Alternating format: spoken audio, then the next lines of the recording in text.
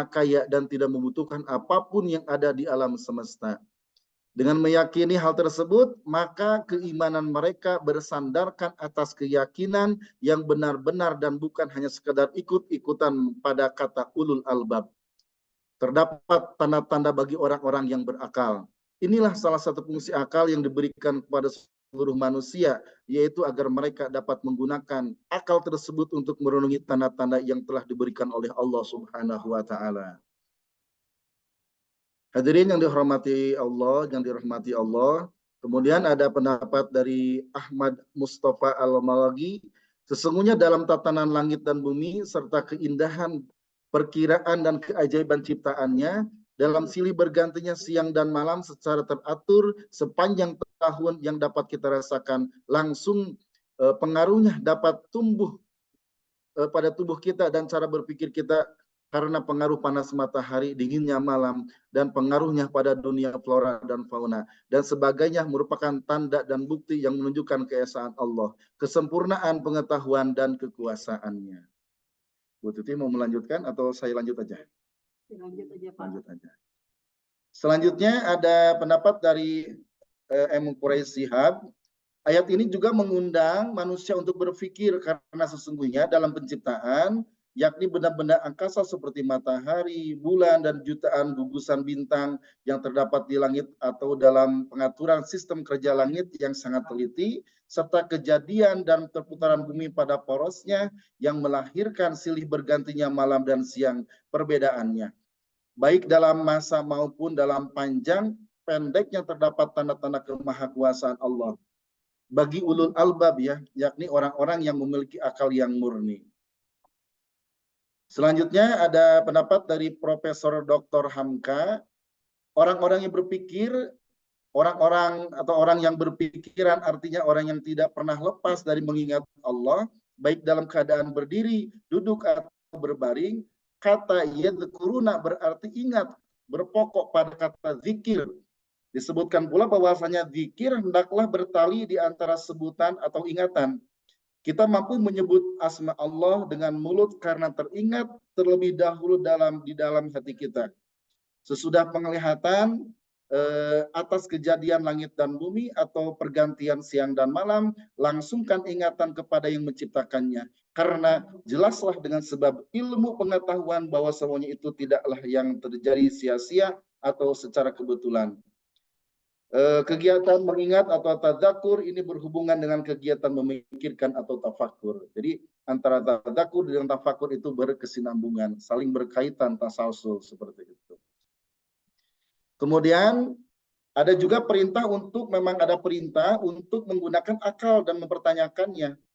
Pengguna akal dalam Al-Quran dengan tegas memerintahkan manusia untuk menggunakan akal pikiran mereka dalam memahami serta memahami alam semesta dan tanda-tanda kebesaran Allah. Nah, bagaimana sekarang tentang sikap mempertanyakannya? Umat Islam itu dianjurkan untuk tidak menerima sesuatu secara membabi buta, tetapi menjelidiki dan mempertanyakan kebenaran yang ada. Kemudian ada kegiatan penelitian bahwasanya Al-Quran mendorong umat Islam untuk melakukan kajian atau riset dan analisis kritis terhadap fenomena alam dan kehidupan manusia dan alam semesta. Itu rekan-rekan sekalian, sekarang ada larangan taklid buta, ya, yang tidak tahu sama sekali dan pentingnya menyelidiki kebenaran. Yang pertama adalah larangan taklid buta. Al-Quran dengan tegas melarang kita untuk tunduk buta kepada keyakinan atau praktik yang diwariskan tanpa penyelidikan kritis.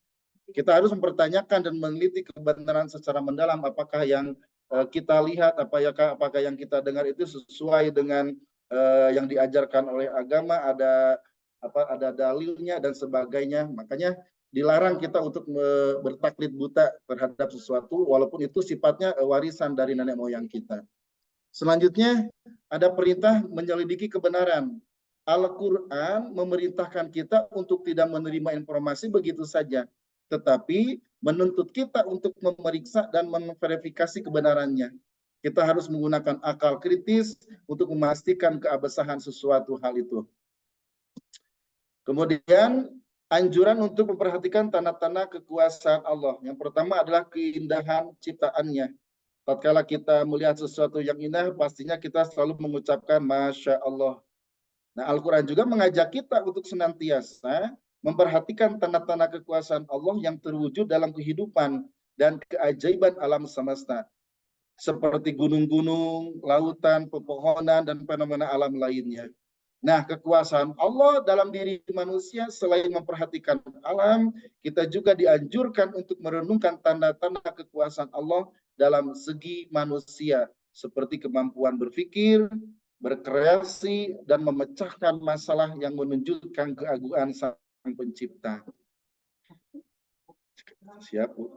Nah, selanjutnya pentingnya merefleksikan tanda-tanda kekuasaan,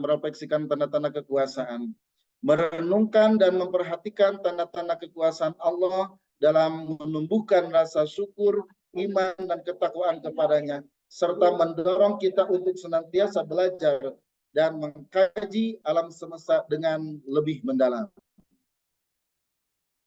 Selanjutnya, pentingnya belajar dari sejarah dan pengalaman umat terdahulu. Itu khususnya untuk menghindari kesalahan masa lalu. Dengan mempelajari sejarah, kita dapat menghindari atau mengulang kesalahan yang telah dilakukan oleh umat terdahulu dan menemukan solusi yang lebih baik untuk tantangan masa kini. Kemudian juga pentingnya belajar dari sejarah dan pengalaman umat terdahulu adalah untuk memahami perjuangan umat. Bahwasanya pelajaran berharga dapat ditemukan dalam pengalaman dan perjuangan umat terdahulu. Kemudian juga memberikan inspirasi dan panduan untuk menghadapi tantangan yang kita hadapi saat ini. Selanjutnya, pentingnya belajar dari sejarah dan pengalaman umat terdahulu juga itu bisa menghargai warisan budaya. Karena dalam mempelajari sejarah itu membantu kita menghargai dan melestarikan warisan budaya yang telah diwariskan oleh generasi sebelumnya, memperkaya pemahaman kita tentang idealitas dan akar budaya kita.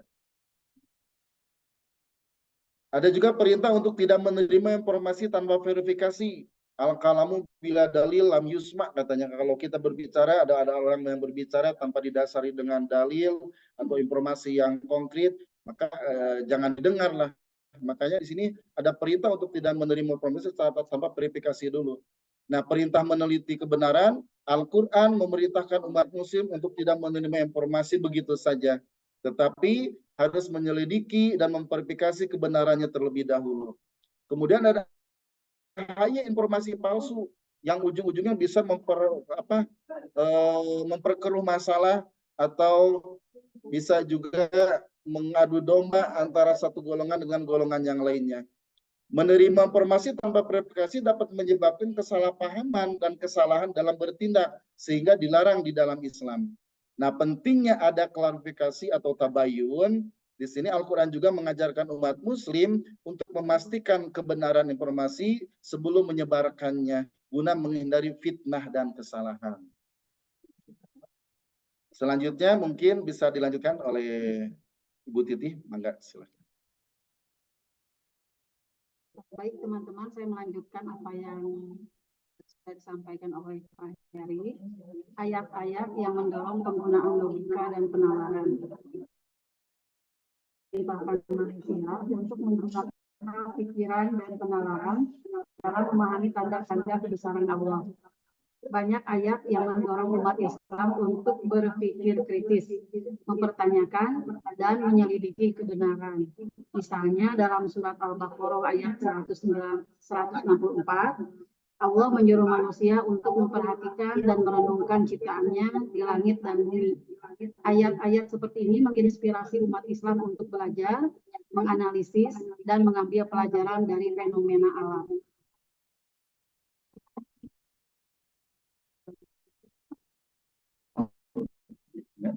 Contoh penerapan pendidikan kritis dalam kehidupan sehari-hari. Yang pertama, mempertanyakan informasi. Sebelum menerima informasi, evaluasi sumber dan validitas datanya. Jangan langsung mempercayai setiap berita atau klaim beredar tanpa mengkaji lebih dalam. Kemudian yang kedua, mendengar pendapat orang lain, identifikasi teknis dan kesimpulannya, tinjau logika yang digunakan dan cari bukti-bukti yang mendukung argumen tersebut. Kemudian memecahkan masalah secara sistematis. Ketika menghadapi masalah kompleks, bagi menjadi submasalah yang lebih sederhana. Kumpulkan data yang relevan.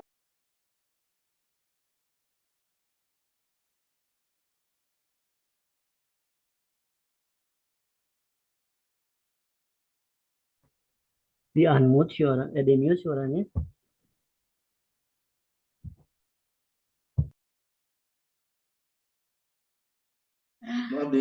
Abdi. Lupa Pak Iman, maaf. Dilanjut ya. Tapi yang ini sudah Pak Heri dilanjut. Ya, lanjut.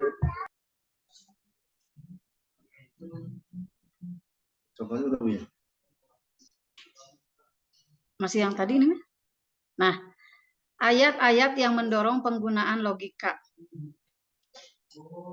Ini yang tadi Pak. Dilanjutnya ini ke ayat tadi ini. Terus sekarang dilanjut lagi. Nah ini. Udah. Lanjut lagi Pak. Nah, ini metode tafsir tarbawi untuk pembelajaran aktif. Yang pertama, kontekstualisasi, mengaitkan materi dengan konteks kehidupan peserta didik. Kemudian partisipasi aktif, melibatkan peserta didik secara langsung dalam proses pembelajaran. Kemudian pengembangan berpikir kritis, mendorong peserta didik untuk menganalisis, mengevaluasi, dan memecahkan masalah. Tafsir tarbawi menawarkan pendekatan pembelajaran aktif yang berpusat pada peserta didik. Ini sesuai dengan kurikulum Merdeka, dengan menekankan kontekstualisasi, partisipasi aktif, dan pengembangan berpikir kritis. Metode ini dapat menciptakan lingkungan belajar yang lebih menarik, bermakna, dan membantu peserta didik mencapai hasil yang optimal. Kemudian integrasi tafsir tarbawi dalam proses pembelajaran. Yang pertama, pendekatan integratif. Tafsir tarbawi dapat diintegrasikan secara holistik dalam proses pembelajaran, memadukan dimensi spiritual, intelektual, dan moral untuk mencapai tujuan pendidikan yang komprehensif. Kemudian yang kedua, metode aktif. Penerapan tafsir tarbawi mendorong penggunaan metode pembelajaran yang aktif, seperti diskusi, proyek, dan pembelajaran berbasis masalah atau PBL untuk meningkatkan keterlibatan peserta didik. Kemudian yang ketiga, penanaman nilai. Melalui tafsir tarbawi, peserta didik dapat mempelajari dan menanamkan nilai-nilai Islam yang relevan seperti kejujuran, tanggung jawab, dan kepedulian sosial. Yang keempat, pengembangan karakter. Integrasi tafsir tarbawi dalam pembelajaran dapat berkontribusi pada pembentukan karakter peserta didik yang selaras dengan ajaran Islam seperti kemandirian, ketakwaan, dan etika. Lanjut, Pak. Membangun karakter peserta didik melalui tafsir tarbawi. Pendalaman ilmu. Tafsir tarbawi mendorong peserta didik untuk memperdalam kajian ilmiah terhadap ajaran Islam, sehingga mereka dapat memahami makna yang terkandung di dalamnya. Kemudian diskusi bertanggung jawab. Melalui tafsir tarbawi, peserta didik didorong untuk berdiskusi secara kritis dan analitis, serta bertanggung jawab dalam menyampaikan pandangan dan argumentasi. Kemudian membantu peserta didik mengimplementasikan nilai-nilai Islam dalam kehidupan sehari-hari, sehingga mereka dapat menjadi teladan yang baik bagi lingkungan.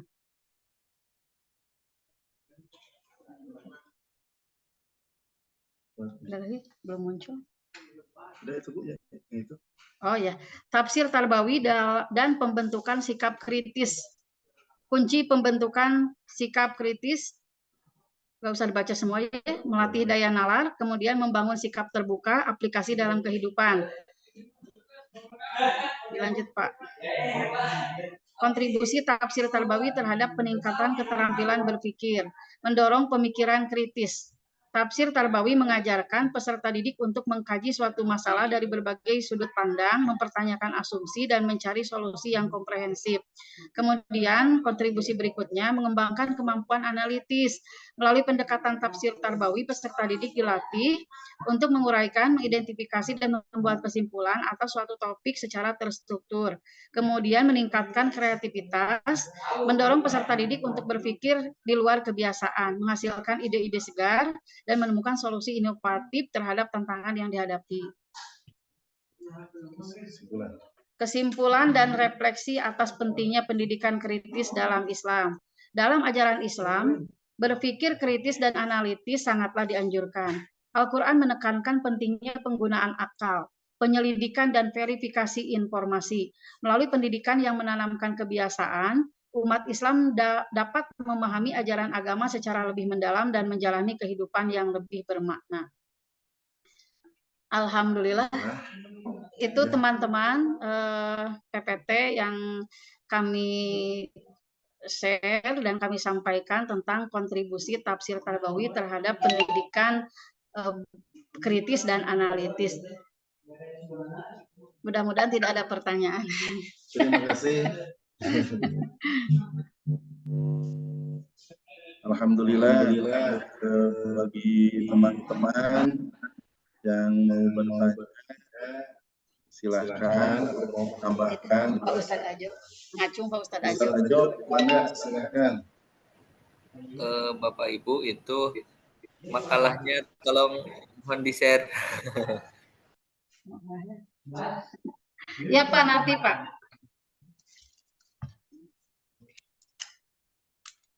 Pak Ustadz Ajo mau menambahkan Pak? Mau bertanya, materinya bagus sekali. Ya, boleh Pak bertanya. Ini ayat yang dibahasnya ayat surat apa, ayat berapa? Ya Pak. Ya Pak. Quran surat Ali Imran ayat 190 191. Oh, yang itu ya. Inna fi khalqis samawati wal ardi. Tadi menyimak hampir 3 per ini suaranya pecah.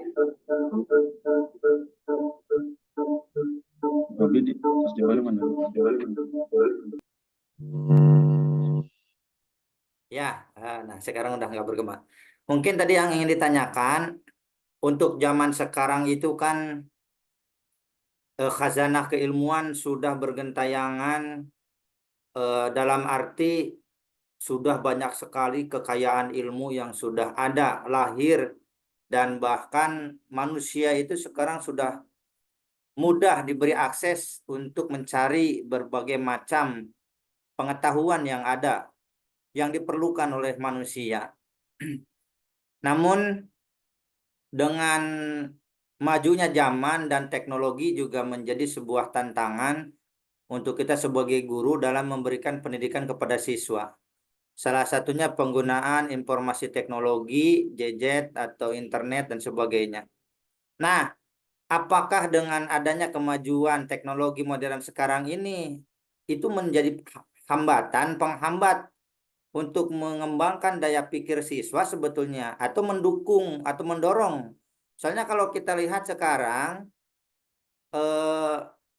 apa ya, kemampuan akal itu ya khususnya gitu ya para pelajar atau murid kita, karena mungkin setiap harinya itu lebih senang menggunakan teknologi khususnya HP itu hanya untuk bersenang-senang, jadi sebagai fasilitas hiburan gitu ya, mau main game, nonton musik dan sebagainya.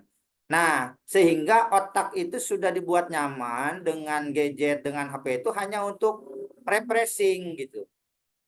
Nah, jadi pertanyaannya tadi, apakah memang teknologi informasi ini menjadi hambatan untuk melatih daya berpikir kritis, khususnya tadi untuk mendalami dari ayat surat Ali Imran ayat 190 191 ini gitu.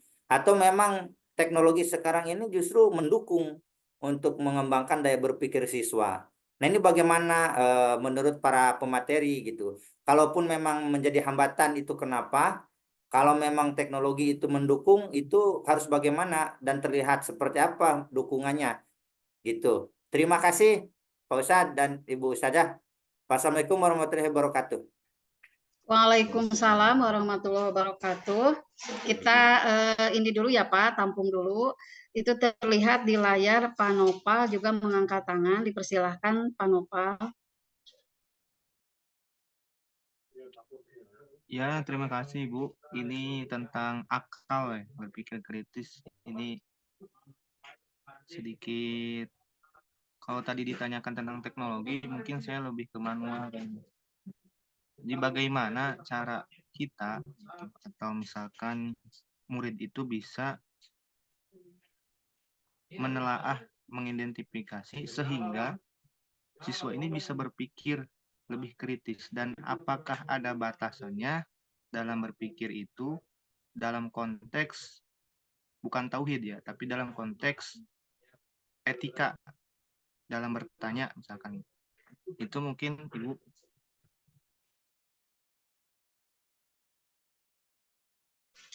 Pak Nopal, terima kasih pertanyaannya. Ada 2 pertanyaan, ada lagi nggak Bapak Ibu? 2 aja ya? Oh, Pak Ferry. Pak Ferry, persilakan Pak. Baik, terima kasih Bunda Titi dan Ustadz Heri. Sebetulnya pertanyaan saya hampir sama dengan apa yang ditanyakan Ustadz Ajo, mungkin tapi ada perbedaan sedikit. Begini Bapak Ibu pemateri, semakin canggih kan pada zaman sekarang ini, segala sesuatu bisa diakses dengan mudah. Nah, pertanyaan saya, bagaimanakah menghidupkan kembali ataupun menjadikan manusia sama Gen Z di zaman sekarang ini, termasuk kita mungkin ya, menjadikan ulil albab di era yang serba mudah seperti sekarang ini. Yang katanya kan kalau misalkan dengan apa yang kita terima pada saat ini kita bisa disebut sebagai generasi rebahan gitu. Nah, seperti itu Ibu. Terima kasih. Baik, terima kasih. Mungkin 3 saja dulu pertanyaan yang ditampung oleh kelompok kami. Yang pertama, pertanyaan dari Pak Ustadz Ajo. Di zaman sekarang, hasanah keilmuan itu bisa diakses dengan sangat mudah. Nah, kemudian kesimpulannya, menurut Ustadz Ajo itu, bagaimana dengan kemajuan teknologi ini, apakah justru mendukung atau menghambat terhadap keilmuan, gitu ya Pak Ajo ya, Pak Ustadz Ajo? Ya, Bun. Ya, monggo. Ya. Untuk yang pertama, mungkin disilahkan dulu kepada Pak Heri untuk menjawabnya, nanti saya tambah. Suara saya terdengar? Jelas Bapak. Ada. Terima kasih Pak Ustadz Ajo yang telah memberikan pertanyaan yang sangat baik, sangat bagus. Untuk kemanfaatannya, bisa diulangi Bu, intinya tadi saya. Ya, jadi sekarang itu kan teknologi sangat canggih. Nah, jadi untuk penggunaannya itu dengan canggihnya itu, apakah membuat jadi orang itu jadi menghambat atau jadi pendukung gitu kemajuan teknologi terkait dengan berpikir kritis tentang peserta didik. Baik, kalau pendapat saya sendiri mengenai tentang perkembangan zaman yang semakin modern dan semakin mudahnya kita mengakses segala sesuatu, itu memang ada dampak positif dan negatifnya, terutama dalam segi teknologi ya.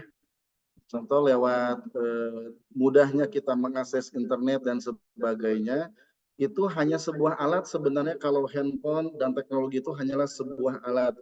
Sedangkan dalam sebuah alat itu biasanya tidak ada hukum ya, tidak ada hukum, yang ada itu hanya pemanfaatan madorot dan maslahatnya.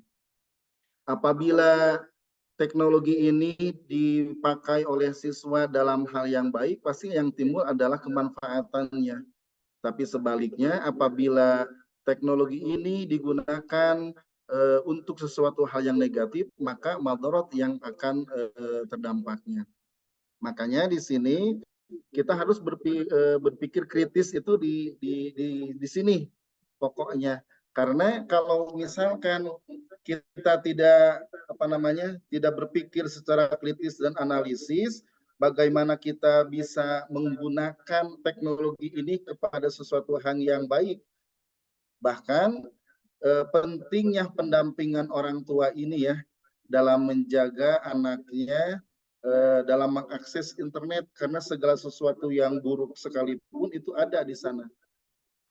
Jadi kesimpulannya seperti itu Pak Ustadz Ajo, manfaatnya ada, madorotnya juga ada, tergantung orang yang menggunakannya. Nah, masalahnya bagaimana kita mengaping anak didik kita atau anak kita supaya penggunaan teknologi ini membawa kepada kebaikan, jangan kemadorotan. Seperti halnya pisau lah, pisau juga alat kan, kalau dipakai sama ibu-ibu untuk mengiris bawang, itu manfaatnya besar. Tapi kalau digunakan untuk menodong, itu madorotnya yang besar. Jadi dalam masalah teknologi hanyalah sebuah alat, manfaat dan madorotnya itu tergantung kepada pemakainya. Yang harus kita kritisi itu adalah dalam segi penggunaannya. Layak tidak seorang anak usia 2 tahun sudah menggunakan handphone, baby shark, nyanyi-nyanyi ya, nangis sedikit kasih handphone. Nah, orang tuanya pengen senang-senang kasih handphone. Nah, seperti itu.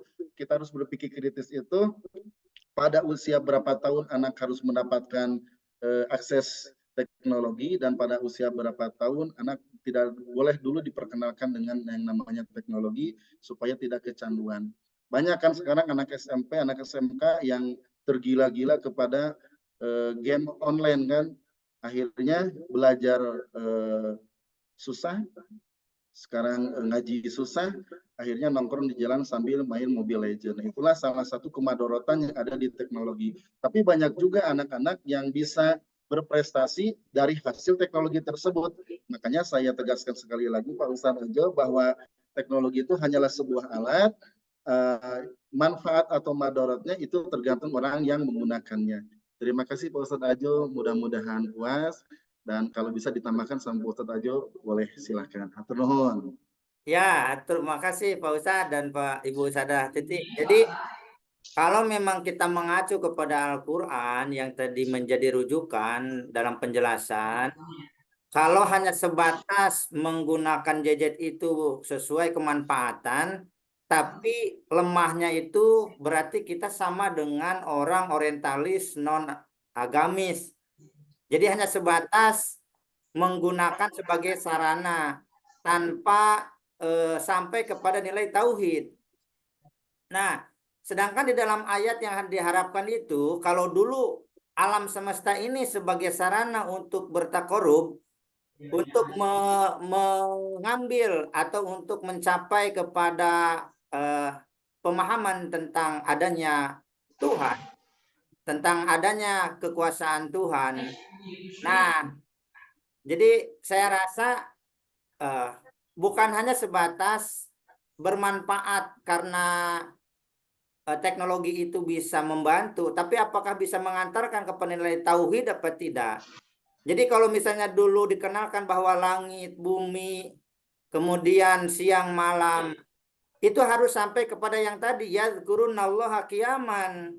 Nah, kalau pegang HP itu sampai yadhkurunallaha enggak.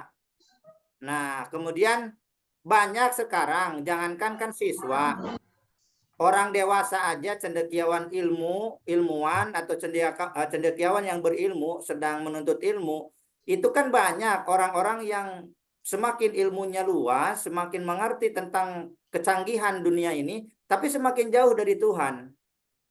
Karena dalam perjalanan mencari ilmunya, dia tidak sampai kepada titik tauhid, bahwa semua yang ada di dalam dunia ini, semesta ini, semuanya harus semakin dekat kepada Tuhan, kepada Allah. Nah, PR kita di sekolah itu kan baru jenjang bawah dan jenjang menengah kita itu. Jadi yang menjadi kendala adalah kita kan di sekolah umum. Guru itu kadang guru yang lain kan memang mengajar itu hanya sebatas sebagai media ya. Sarana itu kan hanya sebatas media pembelajaran. Tidak sampai kepada media untuk mengenalkan Tuhan. Guru matematika hanya sebatas perlu sarana alat hanya untuk sampai kepada paham materi, guru sejarah, guru fisika, kimia. Apakah mereka sampai kepada titik tauhid bahwa dari ilmu fisika dan kimia itu harus kenal bahwa semua zat itu ya berarti ada yang membuat zat itu oleh yang maha kuasa misalnya. Nah, lemahnya itu, nah semoga dengan ada tafsir Tarbawi ini, jadi bukan hanya, jadi berpikir kritis itu penting, berpikir kritis itu penting, dibantu dengan media teknologi, tapi harus bisa mengantarkan kepada nilai tauhid semakin yakin. Nah, jadi jangan makin lemah. Karena tadi itu ya jadi kaum rebahan, betul kata Pak Ustadz. Saking canggihnya, cukup aja klik Mbah Google. Ketika udah ada di Mbah Google, bukan hanya tidak mau dipikir, bukan hanya tidak mau dikritisi, tapi tidak mau jadi hidayah, tidak mau jadi iman gitu. Bahkan tidak direnungkan menjadi sebuah nilai tauhid gitu. Nah, mudah-mudahan maksudnya tadi dengan pembahasan kali ini, karena tadi saya juga sangat menarik, itu bagus sekali kan ya. Hanya sebatas tadi semoga jadi memang betul-betul berpikir kritis ini kita mengambil sumber dari Al-Quran surat Al-Imran 191 ini, ujungnya adalah peningkatan ketauhidan melewati kemampuan berpikir tingkat tinggi gitu kan ya.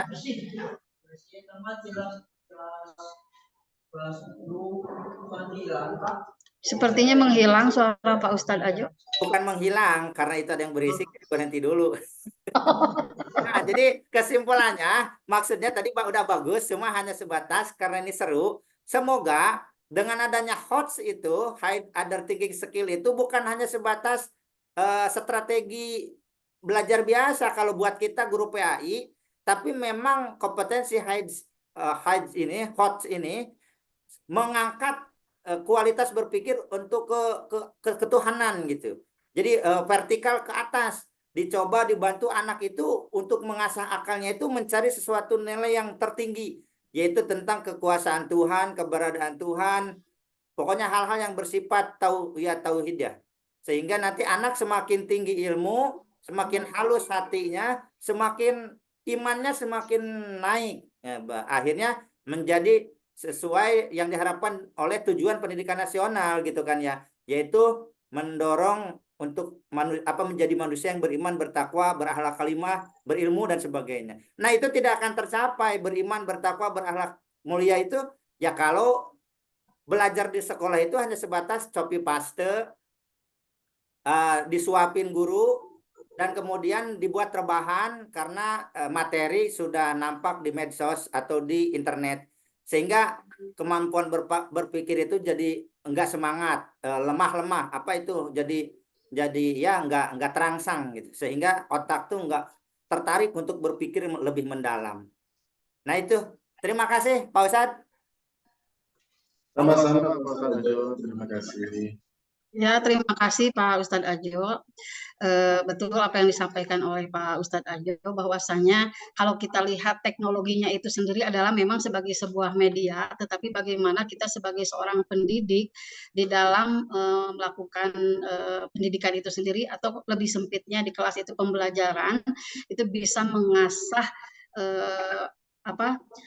akal siswa itu dengan pembelajaran yang berpusat pada siswa, kemudian pada akhirnya itu bisa meningkatkan keimanan, gitu ya Pak Ustadz. Jadi tidak hanya berpikir kritis, tapi tidak menjadi dekat dengan keimanan. Kan di Ali Imran ayat 190 itu disebutkan bahwa yang suka berpikir itu adalah ulil albab. Kemudian dijelaskan lagi di ayat 191-nya, ulul albab itu adalah alladzina yadhkuruna Allaha qiyaman wa qu'udan wa 'ala junubihim wa yatafakkaruna fi khalqis samawati wal ard dan seterusnya al-ayat. Nah, di situ mungkin kita bisa menggunakan media, kecanggihan media untuk bagaimana anak berpikir tentang bagaimana proses penciptaan langit dan bumi, kemudian perputarannya, tetapi pada akhirnya anak itu setelah berpikir bagaimana bisa meningkatkan keimanannya gitu ya. Di dalam setiap saat, kalau di tafsir, kalau di Al-Qur'annya kan digambarkan dalam keadaan duduk, berdiri, berbaring, artinya itu berarti dalam semua keadaan. Itu yang mungkin Ustadz ya. Kita berlanjut ke pertanyaan yang kedua dari Pak Noval. Bagaimana cara kita agar murid bisa menelaah lebih, kemudian dalam bertanya itu apakah ada etikanya gitu ya Pak Noval ya? Etika bertanya. Ya, betul. Ya, mungkin oleh Pak Heri dulu dijawab. Terima kasih Pak Nopal atas pertanyaannya. Jadi ini lebih ke adabnya mungkin ya, ke tata keramanya, bagaimana cara kita agar murid itu bisa menelaah apa Bu? Ketika bertanya, Etika bertanya ya. etika. Nah, biasanya untuk anak yang sudah mempunyai pemikiran yang dewasa, pasti sebelum dia bertanya akan menelaah dulu pertanyaannya itu. Nah, sumbernya dari mana? Ya memang segala sesuatu itu bersumber dari akhlaknya juga. Bahkan segala sesuatu memang bersumber dari akhlak, bahkan Rasul pun diutus ke muka bumi ini bukan untuk menyempurnakan tauhid atau menyempurnakan apa, tapi untuk menyempurnakan apa? Akhlak. Innama bu'itsu liutamima makarimal akhlak. Pastinya aku diutus ke muka bumi ini untuk menyempurnakan akhlak. Makanya sangat penting penerapan akhlak kepada anak didik kita supaya segala sesuatu yang dia lakukan itu memakai adab. Di dalam Islam pun segala sesuatu itu memang ada adabnya, bukan sesuatu hal yang bersifatnya baik, yang bersifat buruk pun kita memang diajarkan untuk memakai adab. Tatkala kita masuk ke WC itu pun sama, ada adabnya. Ketika kita ke kamar mandi atau kemanapun ada adabnya. Yang berkaitan dengan pertanyaan Pak Noval, mungkin yang pertama itu diajarkan masalah adab etika ya kepada anak didik kita supaya apa yang akan dia pertanyakan ditelaah terlebih dahulu, kemudian tata cara dia untuk menanyakannya juga memakai adab dengan mengacungkan tangan dulu atau apalah seperti itu. Simpelnya sih seperti itu Pak Noval ya. Cuman dalam pelaksanaannya memang susah mengajarkan akhlak kepada siapa, kepada murid kita itu sendiri. Karena memang terhalang sesuatu lah untuk memahami bagaimana anak tersebut bisa meresapi bagaimana anak itu bisa memahami tentang akhlak dan etika kepada guru, kepada sesama. Itu kan ada ya, akhlak kepada guru gimana, akhlak kepada teman gimana, anak kepada adik seperti apa, itu perlu diajarkan juga. Makanya diadakan pelajaran akhlak ya, kalau di pesantren, di sekolah pun ada pelajaran akhlak etika seperti itu. Tambahannya dari Bu Tuti mungkin? Sudah cukup? Sudah cukup belum? Bangga. Mungkin satu lagi ya, tambahan sedikit mengenai memang sumber segala sesuatu itu adanya di akhlak. Man tahawana bil akhlaqi tahawana bis sunnah wa man tahawana bis sunnah tahawana bil fardhi wa man tahawana bil fardhi tahawana bil akhirah. Barang siapa orang yang menganggap enteng masalah akhlak, maka dia akan menganggap enteng masalah sunnah. Barang siapa yang menganggap enteng masalah sunnah, maka dia akan menganggap enteng masalah fardu. Dan barang siapa yang menganggap enteng masalah fardu, maka dia akan menganggap enteng masalah akhirat. Jadi titik temunya memang semuanya ada di dalam akhlak. Kalau akhlak seorang anak sudah terbentuk, maka segala sesuatunya insya Allah secara teratur pasti akan membaik segala sesuatunya, baik adab ketika bertanya kepada ya orang tua atau bertanya kepada sesama atau kepada kelasnya. Seperti itu Pak Nopal. Bagi ada yang mau menambahkan silakan. Sedikit Pak Ustadz. Boleh? Boleh, Mangga, boleh. Pak. Ya, menarik sekali barusan yang disampaikan oleh Pak Ustadz Heri. Memang kalau kita lihat dari histori dan juga ayat yang dibahas itu ya, kalau tadi misalnya memang dipertegas dari Pak Ustadz ketika Rasul diutus itu untuk menyempurnakan akhlak, itu keterangan dari hadis innama bu'istu liutamma makarimal akhlak.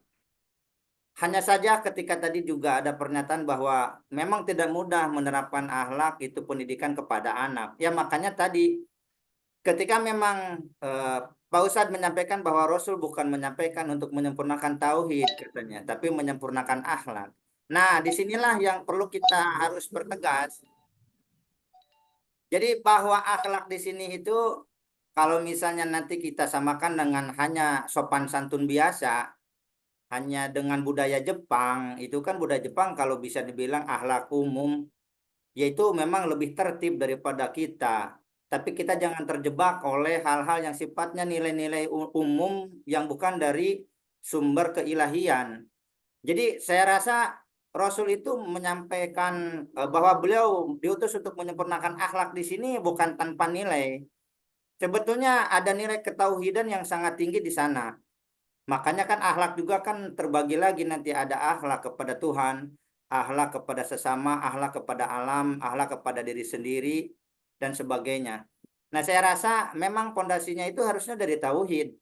Makanya ketika Rasul dulu bertahanus di Gua Hiro itu kan pencarian tauhid.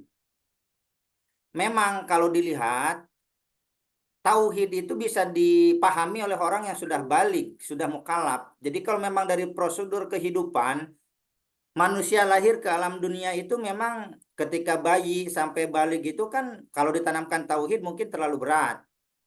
Hanya bisa dikenalkan gitu kan oleh orang tua, dikenalkan dan ditumbuhkan, ditanamkan nilai-nilai oleh orang tuanya, baik itu pembiasaan ibadah, sholat, misalnya takut dosa, haram, halal. Tapi di situ kan yang dikenalkan itu tentang adanya nilai Tuhan. Nah, jadi kalau boleh dibilang hanya nilai karakter atau umum, nah itulah yang akan menyebabkan lemah dan susah ditanamkan budi pekerti karena lemahnya nilai tauhid. Makanya sekarang kalau dilihat remaja itu kenapa terseok-seok, bahkan yang menjadi brandingnya, bahkan orang tua kita, guru-guru kita, bahkan orang di dinas pendidikan selalu mengelulukan pendidikan di negara Finlandia gitu atau apalah. Negara-negara Eropa yang notabene katanya nilai pendidikan terbaik di dunia. Ya itu standar mana? Kalau standarnya mungkin standar UNESCO, ya oke. Tadi ya, tapi tidak sampai mencapai titik nilai tertinggi yaitu ketuhanan. La ilaha illallah itu. Nah makanya kita sebagai yang sekarang mengkaji nilai tafsir tarbawi terhadap berpikir kritis itu tetap harus mencapai kepada nilai la ilaha illallah daripada proses berpikir kritis. Nah, nanti akhlak itu akan menjadi mudah. Kenapa? Karena ada tazkiyatun nufus nanti yang harus dibersihkan itu ya di awal dari kebersihan jiwa, hati itu untuk mencapai ketuhanan.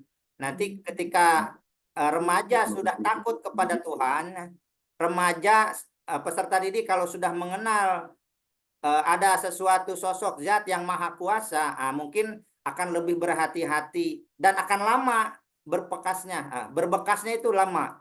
Nah itu mungkin jadi saya rasa nilai tauhid yang Rasul juga dulu menjadi visi beliau itu tetap tauhid. Makanya di Mekah beliau tidak pernah menyembah berhala. Meskipun belum jadi Rasul, belum diangkat jadi Nabi, beliau nggak pernah apa itu ya ini merayakan berhala-berhala yang ada di Mekah. Itu salah satunya oleh Allah dijaga nilai tauhidnya sehingga berakhlak mulia, yang muncul ke muka itu akhlaknya sangat mulia. Nah, terima kasih. Itu sedikit menambahkan. Ya, terima Izin, kasih Ibu. Pak Ustadz Ajo.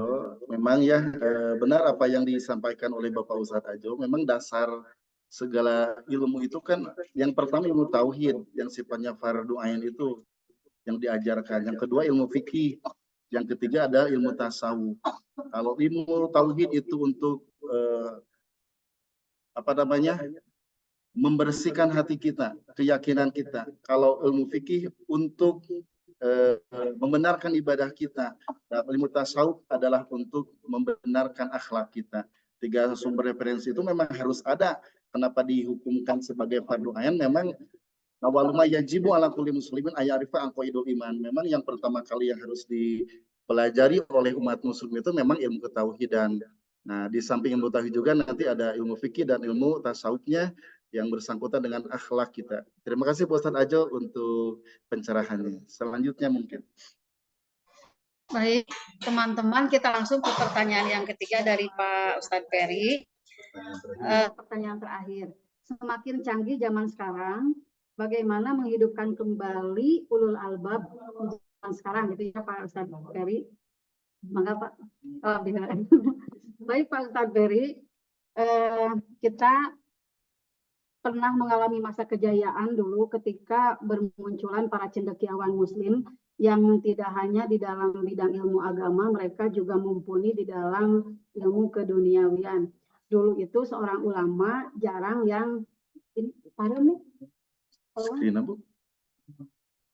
Parah Bu dia Oh, nah, Bu. Oh iya, Bu. pindah ke sini. Udah nyala ini. Teman-teman bisa didengar suaranya? Bisa Bagus, jelas. suaranya bagus.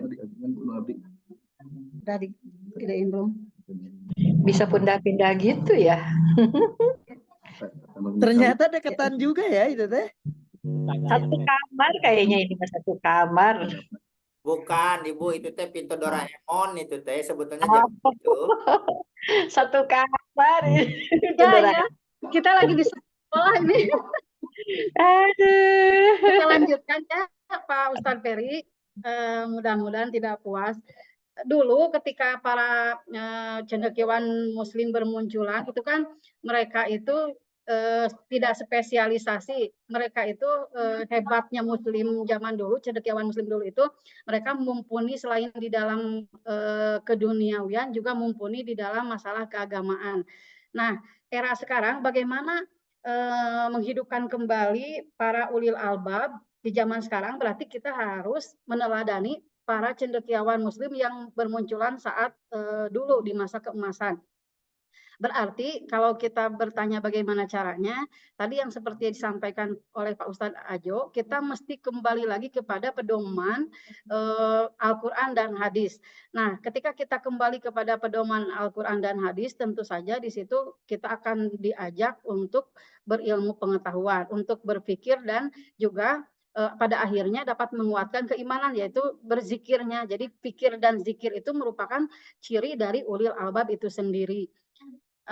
Jadi untuk kesimpulannya di zaman sekarang juga kita jangan sampai, kalau misalnya kan menurut sejarahnya kita dipisahkan ada ilmu dunia, ilmu akhirat itu dulu katanya konon di Indonesia secara kurikulum itu kan kata Buya dipisahkan oleh orang Belanda ya, supaya orang-orang yang berilmu itu pintar di ilmu agamanya tapi tidak dengan ilmu agamanya.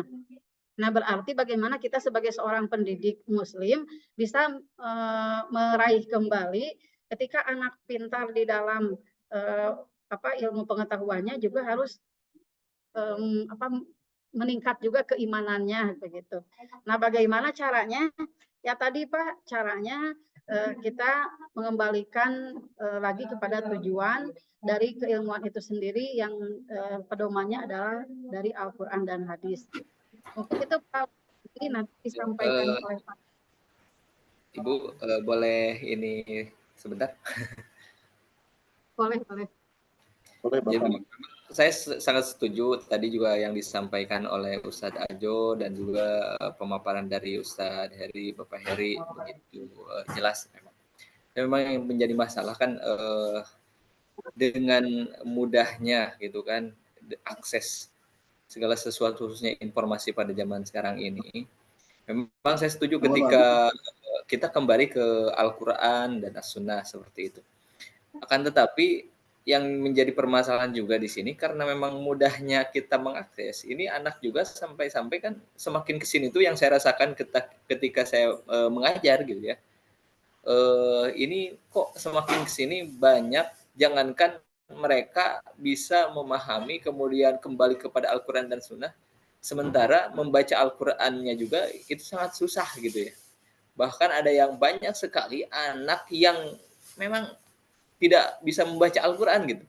Diajak oleh saya gitu ya, itu hampir berapa puluh, ini tuh ada yang memang beberapa orang lah, sekitar 10 orang itu nggak bisa, yang kelas 10 itu, nggak bisa.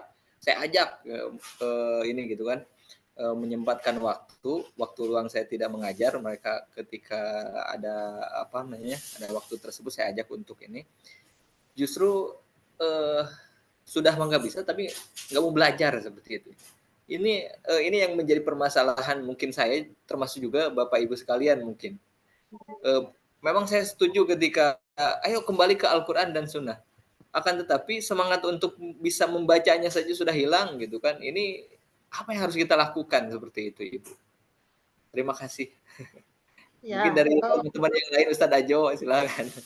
ya, dari yang lain nanti kita tunggu tanggapannya.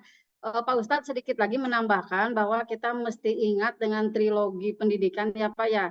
Jadi ada lingkungan sekolah, kemudian keluarga dan juga lingkungan. Betul, kalau zaman sekarang itu jangankan anak yang SD, SMP gitu ya Pak, yang notabene-nya sudah melampaui ilmu agamanya di diniyah gitu ya. Nah, SMA juga terkadang kalau dites itu masih banyak yang belum bisa membaca Al-Qur'an. Tetapi itu juga dikembalikan kepada ada pergeseran nilai juga di keluarga dan di masyarakat, Pak. Bisa kita contohkan salah satunya ketika misalnya ada kasus anak yang tidak bisa matematika, orang tua sewotnya minta ampun, dileskan ke sana kemari ya Pak, bayar ke tempat les yang mahal 4 juta per 6 bulan. Itu karena anak tidak bisa matematika. Ayah ibunya sampai memperjuangkan seperti itu. Tapi terkadang ada yang ini notabene pasti muslim ya Pak. Terkadang tapi ada keluarga yang muslim itu hare-hare anaknya ketika tidak bisa membaca Al-Qur'an. Harusnya kalau misalnya keluarga tidak hare-hare, karena kan trilogi pendidikan itu ada keluarga, sekolah dan juga masyarakat. Ketika di sekolah apalagi usia SMA pasti sudah bisa membaca Al-Qur'an. Kalau misalnya di keluarganya, dia sudah ditanamkan nilai-nilai keislaman sejak dini. Kalau yang kita alami kan ke anak kita galak ya, kalau anak gak mau sekolah agama misalnya sampai ya galak pokoknya mah tidak bisa. Nah, tapi ada beberapa keluarga muslim mengalami pergeseran ketika nilai matematika butut mah sewot, tapi ketika tidak bisa membaca Al-Qur'an mah hare-hare. Nah, dengan kondisi seperti itu maka di semua sekolah juga itu menjadi problem yang mengakar gitu ya Pak. Nah, tetapi kita tidak putus asa sebagai seorang pendidik kalau kenyataannya sudah seperti itu, kita sisir biasanya di sekolah kita sisir Pak, kita kumpulkan, kita pisahkan mana yang sudah bagus bacaan Al-Qur'annya, mana yang belum, dan yang sudah bagus itu kita jadikan tutor untuk membantu teman-temannya. Kemudian tidak hanya baca Al-Quran, di sekolah itu anak kalau sampai asar berarti ada 2 kali sholat, bisa berjamaah, sholat duhur dan asar. Juga kita bagaimana anak tidak hanya ada di sekolah, ada di sekolah tapi tidak sholat duhur dan asar. Nah, kita juga sebagai seorang pendidik, bagaimana nih caranya? Atuh absen heula. Walaupun memang ada anak yang nyeletuk, ibu atau sholat karena absen gitu mah. Nah, kita masih bisa berdalih itu juga, bukan karena absen, itu mah bisi we kamu hilang gitunya. Hilang dari sekolah. Padahal anak betul Pak, kalau awalnya karena absen lama kelamaan breg gitu jam sholat itu anak-anak langsung pada ke tempat sholat ke masjid. Dan biasanya kalau anak-anak yang pinter secara ilmu pengetahuan dalam pelajaran umum juga dia itu mudah juga diarahkan gitu, mudah juga diarahkan untuk diajak sholat berjamaah, ngaji bersama sepulang sekolah gitu. Jadi ini memang harus ada kerjasama yang terpadu antara sekolah, keluarga dan juga lingkungan. Karena kalau di keluarga sendiri kan Rasulullah sudah bersabda, "Qu anfusakum wa ahlikum naro." Nah itu terkait dengan bagaimana keluarga itu harus betul-betul menjaga anak-anaknya dari ilmu pengetahuan keagamaan. Jadi kalau seandainya semua keluarga sudah seperti itu, Pak, yang alhamdulillah Indonesia itu kan mayoritas Muslim ya, Pak. Berarti anak-anak didik kita juga masih mayoritas Muslim, itu tidak sulit lagi gitu untuk di sekolah itu mencari ulul albab di zaman sekarang. Kalau teknologi itu cuma media, dan seharusnya media itu tadi ada sisi negatif, ada sisi positifnya, dan seharusnya dengan media itu justru semakin meningkatkan, memperbanyak ulil albab di zaman sekarang. Kalau dulu para ulama bermunculan itu ada ulama yang usia 10 tahun sudah hafal Al-Quran dan lain-lain. Seharusnya di era sekarang mereka dengan dengan kemudahan akses ke teknologi harusnya lebih pintar zaman sekarang harusnya gitu ya. Tapi itu tadi terkadang orang tua zaman sekarang mah takut anaknya mau dipesantrenkan juga gitu ya, takut inilah takut itulah. Beda dengan ulama zaman dulu, ada yang dari Palestina ke Mekah gitu, pada usianya masih muda gitu. Nah itu juga menjadi salah satu persoalan yang ada di masyarakat kita sekarang. Jadi harus ada keterpaduan antara bagaimana kita di sekolah mendidik mereka, kemudian di keluarga dan juga di masyarakat gitu. Ya, Izin terima kasih. Ibu, Sama nggak? Boleh menambahkan? Boleh. Boleh, Pak. ya Silakan. ini semakin menarik kayaknya pembahasannya Pak Ustadz Ajo. Katanya Betul. Betul, setuju Pak Ustadz, setuju. Jadi ini yang saya tanggapi dari pemaparan Ibu, termasuk juga pertanyaannya Pak Ustadz Ferry. Kalau saya ada pengalaman seperti ini, Pak. Kalau dalam akademisi ya, mungkin ini masuknya metode deskriptif gitu kan. Jadi pertama di sekolah itu kan ada biasanya di setiap hari Jumat itu ada sholat duha, kemudian tadarus. Kalau di saya ya kultum. Nah, saya waktu itu pernah baca dalam kitabnya Al-Ghazali, Imam Al-Ghazali. Kalau tidak salah kitabnya Kimia Usya'adah gitu. Ada 2 pasal mengenai hati dan pasal fungsi dan tugas hati itu sendiri gitu. Mungkin kalau secara singkatnya olah rasa, olah hati, olah pikir. Nah, ketika itu saya melihat bahwa peserta ini adalah mayoritas Gen Z gitu ya. Nah, maka dalam ketika kultum itu saya biasanya, jadi kasusnya seperti ini. Di sekolah saya itu kepala sekolahnya non-muslim gitu ya.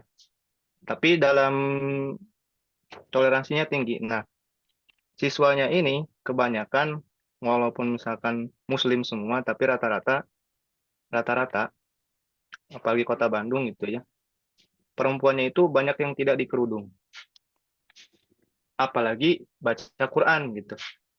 Nah, jadi sistemnya pendekatannya olah rasa, olah hati, olah pikir. Nah, momentum di hari Jumat itu biasanya saya gunakan pada kultum itu dengan bahasa peserta didik zaman sekarang, gitu kan. Misalkan peserta didik ini kebanyakan itu mempunyai permasalahan. Rata-rata permasalahannya di keluarga. Makanya pembahasannya itu saya singgung, tapi dengan bahasa dengan bahasa peserta didik yang milenial sekarang gitu. Nah, kemudian pembahasannya itu disesuaikan gitu dengan bahasa-bahasa mereka yang kalau sekarang banyak ya kayak Agi mungkin lah biasanya Agi bahasa-bahasanya yang enak didengar gitu. Kemudian ada Kok Denis yang dia mau alap juga kan bahasa-bahasanya tuh milenial banget gitu. Apalagi Hanan Ataki, saya sering dengar-dengar kajian seperti itu. Dan beberapa peserta didik ketika memang perlu continue ya, perlu dikembangkan dalam mulai kita memberikan penyampaian, nasihat, motivasi. Ketika itu di saya itu kan ada grupnya itu ada 5.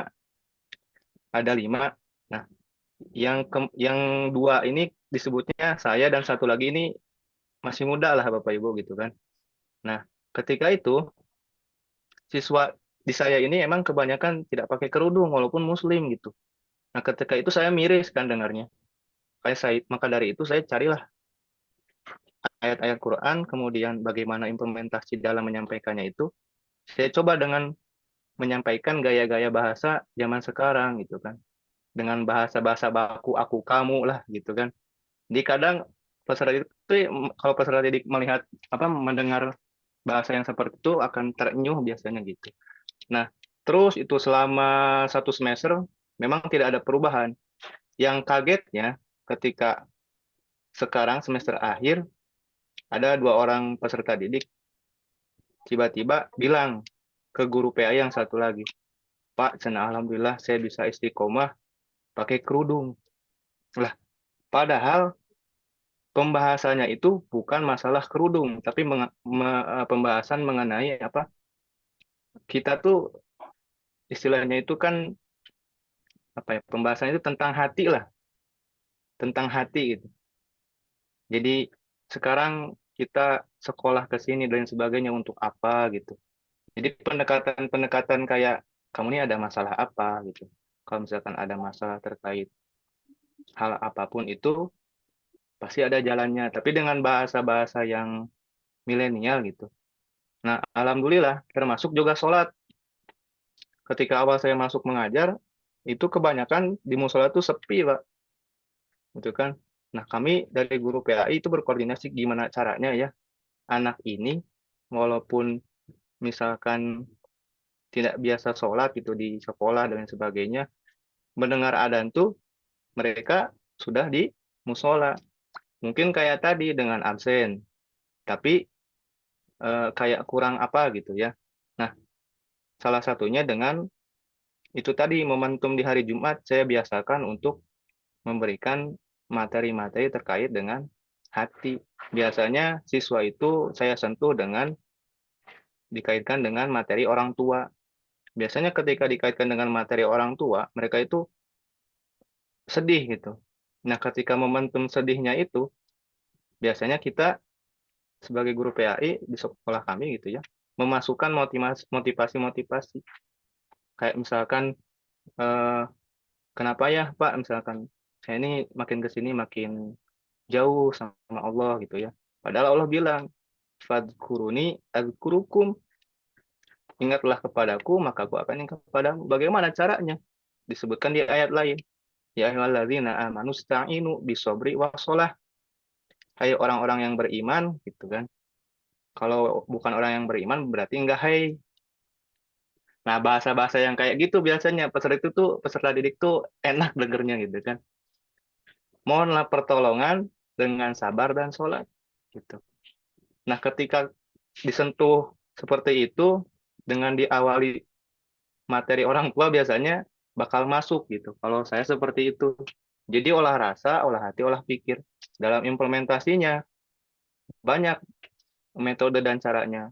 Apakah misalkan dalam situasi tertentu kita memberikan materi, kalau misalkan satu orang, mungkin kalau saya kan wali kelas ya kebetulan. Biasanya ada 1 bulan itu 2 kali bimbingan dengan saya gitu. Bagaimana pembelajarannya, ada masalah tidak di keluarga, bagaimana kayak gitu. Nah, kalau misalkan di hari Jumat itu momentum banget gitu untuk syiar dan lain sebagainya. Itu mungkin Bapak Ibu. Mohon. Oh, Ustaz, kalau masih boleh sedikit aja. Boleh, mangga Pak Fuad, silahkan. Mudah-mudahan biasa namihan. Bismillahirrahmanirrahim. Masya Allah ya diskusinya sangat hangat dulu ya, Mbak ya. Panas dan tapi manis gitu. Banyak ilmu yang bisa diambil. Mudah-mudahan ya ada beberapa kalimat yang bisa menguatkan. Sebagaimana Imam Malik, beliau pernah mengatakan, la yasluhu akhiru hadhil ummah illa bima saluha bihi awwaluha. Kata Imam Malik, umat akhir zaman ini tidak akan pernah bisa bagus kecuali dengan cara sebagaimana dahulu Nabi SAW mengajarkan para sahabat. Nah, bagaimana cara Nabi SAW mengajarkan para sahabat? Ini sebagaimana salah satu riwayat yang disebutkan kunna ta'allamna al-iman qabla an nata'allam al-Qur'an. Kata sahabat, dahulu kami belajar iman sebelum belajar Al-Qur'an. Nah, kalau dikaitkan dengan yang sekarang kita bahas ini, dan mungkin seringkali banyak kejadian ya di kita ini, memang yang hilang ini adalah ruh iman. Ruh imannya, nuansa imannya, pendidikan imannya itu jarang diajarkan kepada anak-anak. Sehingga kadang mereka kesulitan, termasuk kita juga. Berbeda dengan para sahabat Nabi SAW, yang mana mereka itu dididik oleh Nabi itu yang pertama kali keimanannya. Sehingga sulit membedakan antara perintah ini wajib atau perintah ini sunnah. Selama itu datangnya dari Allah, selama itu datangnya dari Rasul, mereka kerjakan. Maka ketika turun ayat itu, sebelum turun, keimanan mereka itu sudah luar biasa, meyakini bahwasanya apa saja yang datang dari Allah, datang dari Rasul, itu mereka ambil. Ketika turun ayat hijab, ke ayat jilbab, ya mereka dengan secara otomatis langsung mengamalkan ayat tersebut. Nah, yang kurang saat ini adalah kita bertebaran ya ayat-ayat Al-Quran dan juga hadis-hadis Nabi SAW. Yang kurang diterapkan, dimasukkan ke peserta didik adalah bagaimana kita mengimani, ya, dikuatkan imannya, menerima setiap apa saja yang Allah Subhanahu Wa Taala kabarkan dalam atau Nabi SAW sampaikan dalam hadisnya. Dan ini memang sesuai dengan yang tadi disampaikan Imam Malik, ya. La yasluh akhiru hadil ummah ila bimasaluh habih awal. Umat akhir zaman ini tidak akan pernah bisa baik kecuali dengan cara sebagaimana dahulu Islam ini diajarkan. Mungkin Imam namihan wae Ustaz manawi biasa niatan karena permasalahan-permasalahan orang ayeuna dihadapi. Atur nuhun. Assalamualaikum. Waalaikumsalam warahmatullahi wabarakatuh. Terima kasih Pak Puadas Ari yang telah menambahkan. Mungkin Bapak Ibu karena waktunya juga sudah mencukupi ya, karena sudah jam 15.10, mungkin kita dilanjut kepada pencerahan dari Bapak dosen. Kepada Bapak dosen kami persilahkan.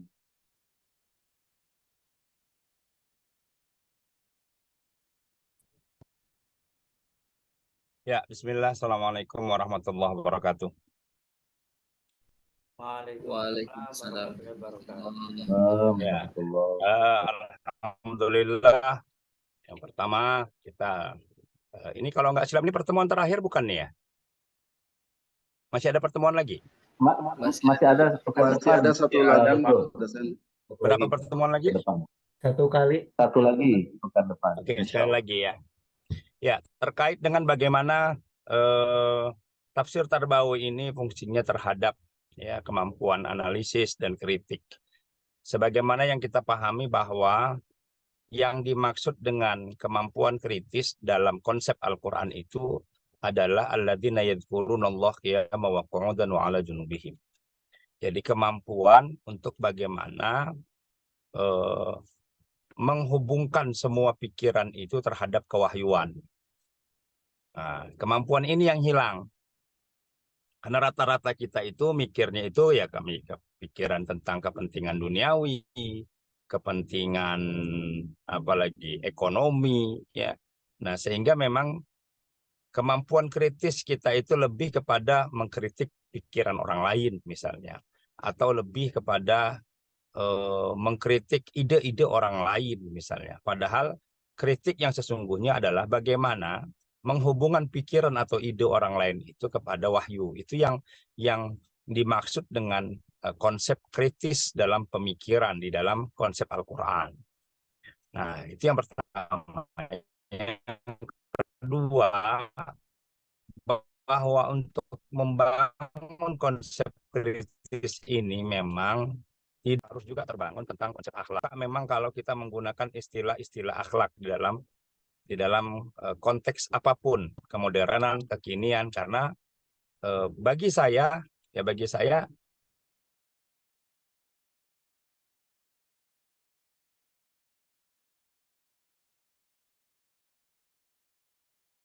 mutlak. Itu yang pertama. Jadi semua konsep yang lahir daripada wahyu itu pasti mutlak. Dan kita tidak perlu lagi misalnya melakukan kritik terhadap wahyu. Nah, itu menurut saya itu keberanian yang kebablasan. Berani mengkritik wahyu. Emang dia siapa gitu ya? Tuhan bukan, siapa bukan gitu ya. Mau mengkritik wahyu. Nah, udah dikasih hidup aja udah alhamdulillah gitu kira-kira ya. Nah, jadi itu yang pertama. Yang kedua, konsep pendidikan akhlak ini nggak bisa hanya sebatas kegiatan-kegiatan sesaat. Misalnya kegiatan muhasabah. Oke, muhasabah itu bagian kecil daripada konsep pembentukan akhlak. Tetapi jauh yang lebih penting, kita paham bahwa membentuk akhlak itu sudah disampaikan Ummul Mukminin radhiyallahu anha. Beliau mengatakan, karena khuluquhul Quran. Sesungguhnya akhlak Nabi itu adalah Al-Quran. Dan bagaimana cara cerdas untuk menjadikan Al-Quran ini sebagai penanaman pondasi terdalam di dalam konsep kehidupan. Nah, belajarnya dari sejarah kenabian, bahwa sahabat-sahabat Rasulullah dalam kerangka menanamkan semua itu, mereka tidak diajarkan hal-hal lain. Fikih tidak lahir pada saat Rasulullah melakukan dakwah awal tentang kewahyuan. Bahkan hadis pun terlarang oleh Nabi untuk ditulis pada saat sistem kewahyuan itu sedang berlangsung. Nah, oleh karena itu, untuk menanamkan konsep akhlak dalam tanda kutip ini kewahyuan, maka dia harus bersifat kontinu dan tidak sesaat. Nah, ini yang kita sebut dengan long life education itu. Jadi membentuk akhlak itu tidak sama dengan membentuk attitude, tidak sama dengan membentuk moral, tidak sama dengan membentuk etika, ya. Karena dia berbeda, karena akhlak itu lahirnya dari wahyu yang tertanam dalam dada. Itulah akhlak. Jadi dia tidak dibentuk. Nah, kalau kita lihat di Jepang itu kita sebut bukan akhlak, dia lebih kepada attitude. Sering kita mengatakan, oh itu orang Jepang itu walaupun nggak Islam tapi dia berakhlak baik. Itu bukan akhlak. Karena lahirnya bukan dari konsep kewahyuan, bukan konsep dari kebenaran, tapi memang itu memang dipraktekkan dan itu menjadi satu budaya di sana itu. Jadi di Jepang itu attitude itu jadi budaya, sehingga hidup berbudaya bagi orang Jepang itu sangat bagus. Nah, kita tinggal geser sedikit saja. Jikalau konsep budaya ini, konsep uruf ini didekatkan secara konsep kritis kepada kewahyuan itu, maka inilah baru menjadi dia konsep akhlak. Masa iya orang tidak sholat, orang tidak ngaji, tapi baik budi kemudian dianggap berakhlak? Ya enggak, orang dia sama Tuhan juga enggak berakhlak. Ya, nah itu hanya moral, itu attitude saja. Nah, ini semua sebenarnya saya tulis di buku saya itu yang sehat dengan Al-Quran itu. Jadi bagaimana metodologi membentuk akhlak? Nah, di situ udah ada ya metodologinya. Yang kedua, melakukan perubahan akhlak atau perilaku kepada seseorang. Dia tidak bisa hanya belajar ngaji. Ya, karena di dalam hadis Rasulullah itu jelas ada penegasan bahwa ngajinya pun ada dosisnya. Ya, ngaji itu ada dosis. Dalam kitab Al-Kabir itu dijelaskan, man qara'al Qur'ana khamsina ayatan fi kulli yawmin aw fi kulli lailatin lam yuktab minal ghafilin. Mangkana kemudian siapa yang qara'al Qur'ana ya mi'ata ayah fi kulli yawmin aw fi kulli lailatin kutiba minal qanitin. Wa man qara'a mi'atai ayah 200 ayat satu hari itu ya la yakhirul Qur'an yaumal qiyamah. Maka Quran tidak akan menuntutnya lagi di hari kiamat. Jadi masalah utama kita kenapa akhlak itu tidak terbentuk? Karena kita membaca Al-Quran itu inkonsistensi. Hari ini 3 ayat, besok 4 ayat, giliran Ramadan 1 juz, giliran Ramadan bisa khatam Quran, ya keluar dari Ramadan tak hatam-hatam, tunggu Ramadan tahun depan. Nah ini tidak terbentuk dia kalau begini. Nah jadi membentuknya itu harus konsisten. Kalau orang konsistensinya kuat terhadap Al-Quran, barulah secara otomatis dan tidak perlu harus didramatisir, enggak. Dia akan terbangun secara otomatis. Orang yang lisannya dzakirul Quran itu pasti akan terbentuk secara otomatis akhlaknya. Nah, inilah bedanya dengan attitude yang dibangun dan dibentuk melalui budaya. Jadi dia lahir betul sebagai ruh. Karena itu Allah juga bilang, "Wa kadzalika auhayna ruhan min amrina." Jadi Al-Quran ini dijadikan sebagai apa? Ruhnya seseorang. Kalau dia jauh dari Al-Quran, jauh dari sholat, maka dia hilang kekuatannya untuk melakukan amar ma'ruf nahi mungkar. Nah, itu yang disebut dalam Al-Quran apa? Utlu ma uhiya ilaika minal kitab wa aqimis sholat.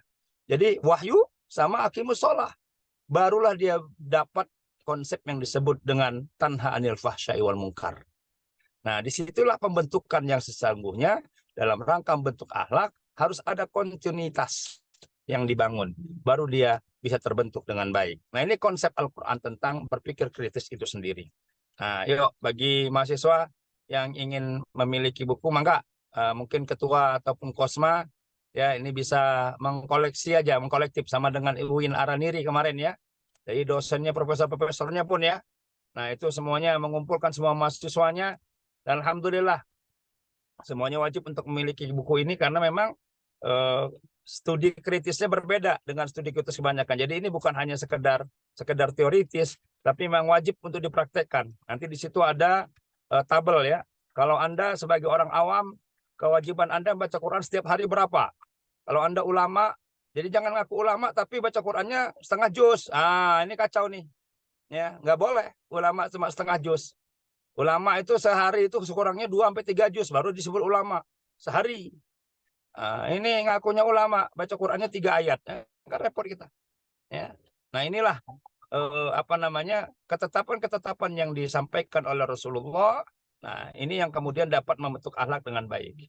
Nah maka kita uji cobakan saja, kita udah menguji cobakan ya di pesantren, kita uji cobakan. Jadi setiap hari itu sekurang-kurangnya orang awam itu 1 juz itu tidak boleh kurang. Ya orang awam kayak kita nih 1 hari kata Nabi, khatimil Quran syahran wahidan. Khatamkan oleh kalian Quran itu 1 bulan 1 kali. Jadi kalau 1 bulan 1 kali, orang awam itu berarti sehari 1 juz. Ya.